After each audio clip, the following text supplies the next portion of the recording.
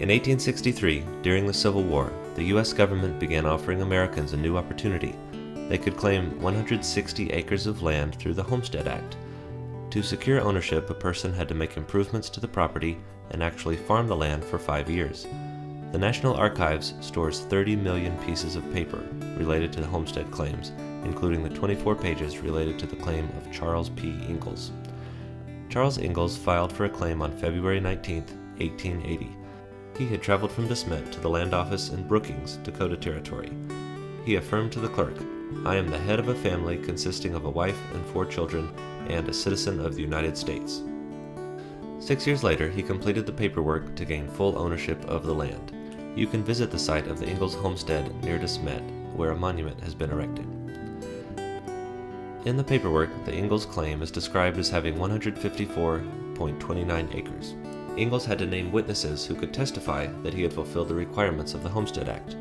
2 of his witnesses were Robert Boast, mentioned in Laura's books, and Royal Wilder, Almanzo's brother. Another was George Masters. George and his wife Maggie lived with the Ingalls during the long winter. Their son Arthur was born during their stay. Laura left the Masters family out of her book. Ingalls described the 14-foot by 20-foot frame house he had built on the land, plus the 12-foot by 16-foot one-story addition. He had dug a good well and installed a pump. He also built a 16-foot by 24-foot barn. He had begun cultivating 60 acres of land and planted apple and plum trees, which were bearing small fruit in abundance. He estimated the total value of the improvements at $1,000. The homestead proof included declarations that I am a citizen of the United States, that I have made actual settlement upon and have cultivated said land, and that I will bear true allegiance to the government of the United States. A clerical error on one of the 1880 forms caused a bit of confusion. Someone had written his name as Charles V. Ingalls instead of Charles P. Ingalls. A government agent in 1886 decided that the Charles Ingalls before him was the same one who had made the initial filing in 1880, so the claim was approved. The number of people who claimed homesteads grew during the late 1800s and peaked around the time of World War I. Over the decades, about 4 million people filed for homestead claims, and about 2 out of 5 were successful. These successful homesteaders claimed about 8% of the total land in the United States. The last person to receive a homestead patent did so in 1988 in Alaska.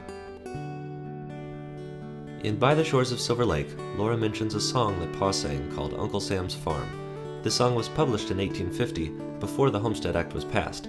It was performed by the Hutchinson Family Singers, a popular group of the 1840s and 50s. The Ingalls family shared their homesteading experience with millions of other Americans.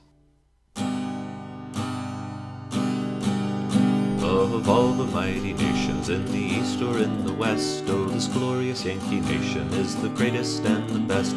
We have room for all creation, and our banner is unfurled. Here's a general invitation to the people of the world. Then come along, make no delay. Come from every nation, come from every way. Our lands, they are broad enough, don't be alarmed, for Uncle Sam is rich enough to give us all a farm.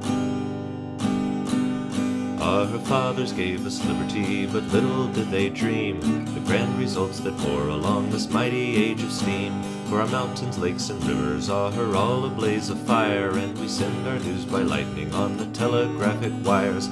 Then come along, make no delay.